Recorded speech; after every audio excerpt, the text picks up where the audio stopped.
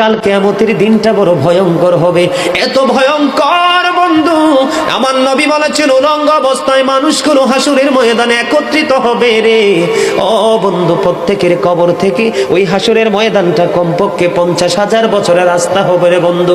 এই জন্য নবী যখন মেরাজের রজনীতে বোরাক দেখেছিল, আমার নবীকে আল্লাহ দাওয়াত দিয়েছে, বোরাক দেখে আমার নবী এত ক্রন্দন করেছিল, মনে হয়েছিল যেন আমার নবীর চক্ষু মুবারক দুইটা ঝর্ণা হয়ে গেছে।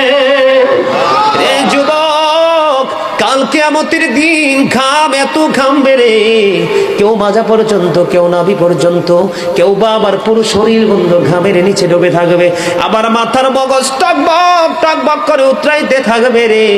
আল্লাহ বলেছেন লা ইয়ামুতু, people will not die that day, সেদিন মানুষ আর মরতে পারবে না।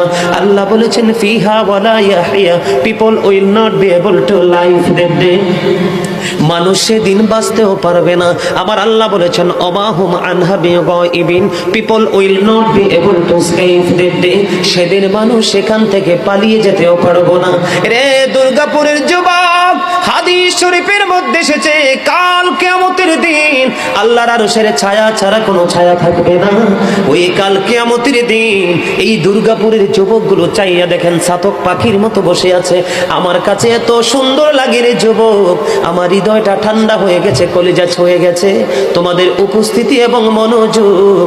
আল্লাহ রাব্বুল আলামিন হাদিস শরীফের মধ্যে এসেছে কাল কিয়ামতের দিন আর 7 শ্রেণীর মানুষকে আল্লাহর আরশের ছায়ার নিচে জায়গা দিবে রে।